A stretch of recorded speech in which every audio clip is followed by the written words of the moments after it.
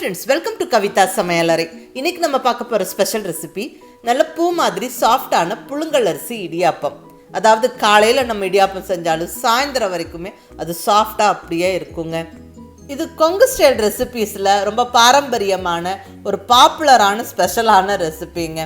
இங்க கொங்கு நாட்டு சைடு இந்த புழுங்கல் அரிசி இடியாப்பமே நாங்கள் SanthaKai, Santhavai, Sevai அப்படின்னு சொல்லுவோம். அது ஒவ்வொரு ஊரில் ஒவ்வொரு மாதிரி பேர்.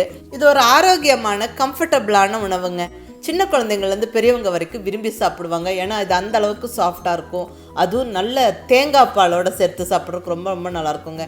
தேங்காய் பால் எடுத்து அதில் நாட்டு சர்க்கரை ஏலக்காய் தூளும் போட்டு கலந்துட்டு இந்த SanthaKaiயோடு சேர்த்து சாப்பிட்டா அட்டகாசமாக இருக்குங்க. இது கொங்கு ஸ்டைல் ரெசிபீஸில் ரொம்ப ஸ்பெஷலுங்க. இந்த SanthaKai தேங்காய் பால் காம்பினேஷனுக்கு இங்கே ஒரு ஃபேன் கிளப்பே இருக்கும். கண்டிப்பாக பிடிச்சவங்க லைக் போடுங்க.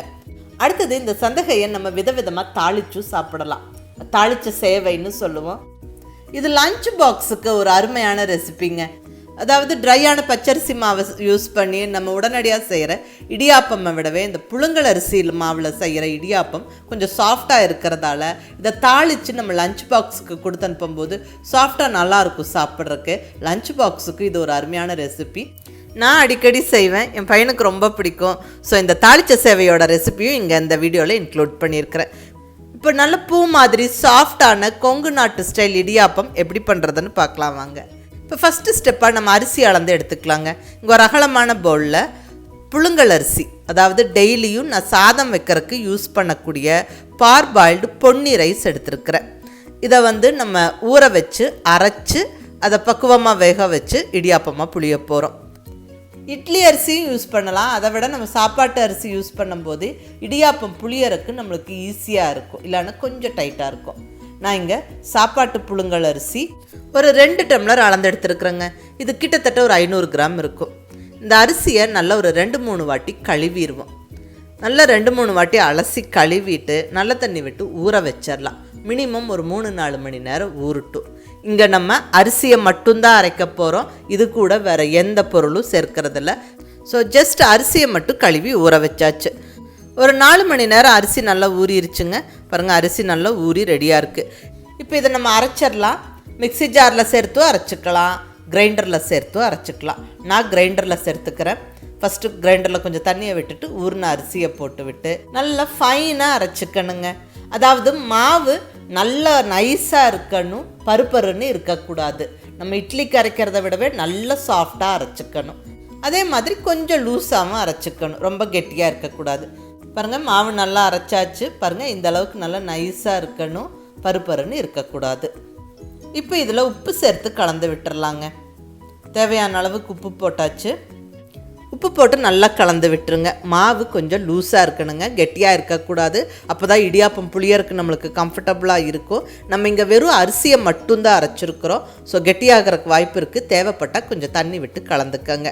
மாவு ரெடிங்க. இப்போ உடனடியாக நம்ம இடியாப்பம் செஞ்சிடலாம். இங்கே இட்லி பாத்திரத்தில் தண்ணி வச்சாச்சு ஸ்டீம் பண்ணுறக்கு. அடுத்தது இட்லி தட்டுகளில் எண்ணெய் தடவி விட்டுறலாம்.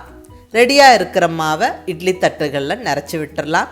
இங்கே நம்ம மாவு ஆட்டின உடனே இடியாப்பம் செஞ்சிடலாம். புளிக்க வைக்கணும்னு நல்லா அவசியம் இல்லை. இது ஜஸ்ட் நம்ம அரிசி மாவு மட்டும்தான் அரைச்சிருக்கிறோம்.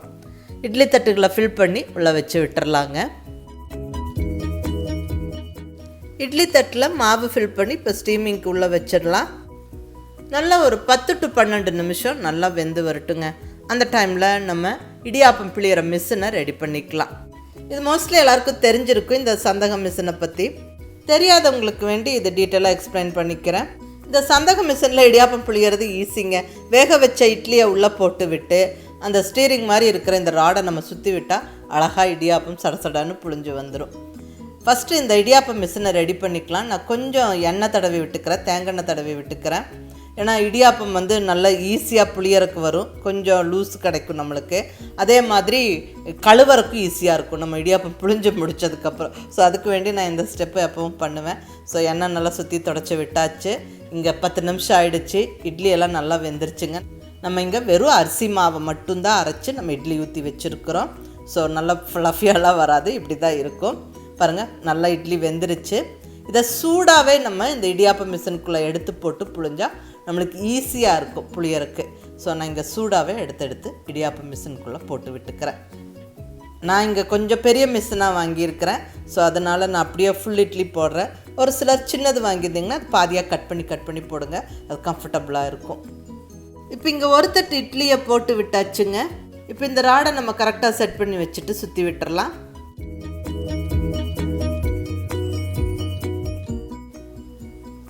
அவ்வளோதாங்க, நல்லா சடசடன்னு அழகாக இடியாப்பம் அப்படியே வருது பாருங்கள். கடகடன்னு வேலையாயிருங்க. நம்ம மாவு இட்லியோ வேக வச்சுட்டு இந்த மெஷினில் போட்டு புழிஞ்செடுத்தா அவ்வளோதாங்க, இடியாப்பம் ரெடி டு ஈட். நம்ம இதை அப்படியே சாப்பிடலாம். இந்த சந்தக மெஷின் நம்மளுக்கு ஆன்லைன்லேயும் கிடைக்கிது, அமேசானில் கிடைக்கிது. கீழே டிஸ்கிரிப்ஷனில் லிங்க்கு கொடுத்துருக்குறேன், வேணுங்கிறவங்க பயன்படுத்திக்கோங்க. இங்கே கோயம்புத்தூர் சைடெல்லாம் ஆல்மோஸ்ட் எல்லார் வீட்லேயுமே இந்த சந்தகம் மிஷின் இருக்கும். இங்கே ஒரு டிஃபால்ட்டான ஒரு டிஃபன் ரெசிபி இது, எல்லோரும் மோஸ்ட்டாக செய்வாங்க. ஒரு ஃபெமிலியரான ரெசிபிங்க. ட்ரையான பச்சரிசி மாவு சேர்த்து செய்கிற இடியாப்பம் விடவே இது கொஞ்சம் சாஃப்டாக இருக்கும். ஆனால் ட்ரையான பச்சரிசி மாவு சேர்த்து செய்கிற இடியாப்பம் ரெசிபி ஆல்ரெடி நான் அப்லோட் பண்ணியிருக்கிறேன். அதுவும் எப்படி சாஃப்டாக செய்கிறது அப்படிங்கிற வீடியோவில் அப்லோட் பண்ணியிருக்கிறேன். அந்த ரெசிபியோட லிங்க்கும் நான் கீழே டிஸ்கிரிப்ஷனில் கொடுக்குறேங்க, வேணுங்கிறவங்க பார்த்துக்கோங்க. இப்போ அடுத்த அடசலும் நம்ம இதே மாதிரி புழிஞ்சு விட்டுறலாம். அவ்வளோதாங்க, சாஃப்டான இடியாப்பம், புழுங்கலரிசி இடியாப்பம் சந்தகை ஜம்முன்னு ரெடி ஆயிருச்சு. இது ரொம்ப நல்லா சாஃப்டாக இருக்கும். இது அப்படியே எடுத்து சாப்பிட்லாம், ஏன்னா இது ஆல்ரெடி வெந்த மாவில் தான் நம்ம இடியாப்பம் புழிஞ்சிட்டோம். கண்டிப்பாக இதுக்கு பெஸ்ட்டான காம்பினேஷன் பார்த்திங்கன்னா தேங்காய் பால் தாங்க. தேங்காய் பாலை நல்லா எடுத்து அதில் நாட்டு சர்க்கரையும் ஏலக்காய் பொடியும் சேர்த்து கலந்துக்கிட்டு இந்த சந்தகையோடு சேர்த்து சாப்பிட்டா ஆஹா அட்டகாசமாக இருக்குங்க. ரொம்ப ஒரு கம்ஃபர்டபுளான ஹெல்த்தியான உணவு இது. ஏன்னா நல்லா ஆவியில் வேக வச்சுருக்குறோம், அது தேங்காய் பால் கம்பைன் ஆகும்போது நல்லாவே ஹெல்த்திங்க. இது தாளித்து சாப்பிடலாம், அதுவும் விதவிதமான தாளித்த சேவை செய்யலாம். நான் இன்றைக்கி ஒரு சிம்பிளான ரெசிபியை தான் இன்றைக்கி உங்களோட ஷேர் பண்ணிக்க போகிறேன். இந்த மாதிரி ட்ரை பண்ணி பாருங்கள், ரொம்ப நல்லாயிருக்கும். இப்போ ஸ்டவ்வில் கடாய் வச்சாச்சு. கடாய் சூடானதுக்கப்புறம் 2 ஸ்பூன் அளவுக்கு தேங்காய் எண்ணெய் சேர்த்துருக்குறேன். இதில் 1 டீஸ்பூன் கடுகு உளுந்தம்பருப்பு போட்டு நல்லா பொரிய விட்டுறலாம். அடுத்ததாக 1 டீஸ்பூன் கடலைப்பருப்பும் சேர்த்து நல்லா பொரிய விட்டுருவோம். இப்போ இதில் ஒரு 4 தாளிப்பு வரமிளகா சேர்த்துருவோங்க. அடுத்ததாக 2 கொத்து ஃப்ரெஷ்ஷான கருவேப்பிலையை போட்டு விட்டுருவோம். கூடவே 1 டீஸ்பூன் அளவுக்கு பொடியாக நறுக்குன இஞ்சி, இது மிஸ் பண்ணாமல் சேர்த்துக்கங்க.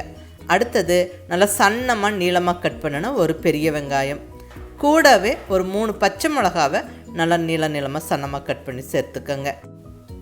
அடுத்ததாக ஒரு 10-15 முந்திரி பருப்பு போட்டு விட்டுருவாங்க. முந்திரி பருப்பு நல்லா செவக்க வறுத்து விட்டுருவோம். இந்த முந்திரி பருப்பு இந்த தாளிப்போடு சேரும்போது சாப்பிட்றதுக்கு ரொம்ப நல்லாயிருக்கும். வெங்காயம் எல்லாம் நல்லா வதங்கி வரட்டும், நல்லா கலர் மாறுற வரைக்கும் வதங்கணும்.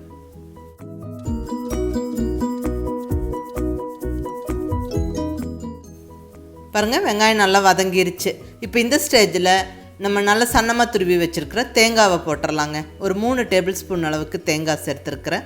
தேங்காய் சேர்த்து நல்லா 1 நிமிஷம் வதக்கி விட்டுட்டு இப்போ இந்த டிஷ்ஷுக்கு தேவையான உப்பில் பாதி உப்பு இப்போ சேர்த்துருவோம். உப்பு சேர்த்து நல்லா கலந்து விட்டுட்டு இப்போ அடுத்ததாக நம்ம ரெடியாக வச்சுருக்கிற அந்த சேவையை சேர்த்துருவோம். கண்டிப்பாக ஆற வச்சுட்டு சேர்த்துக்கங்க.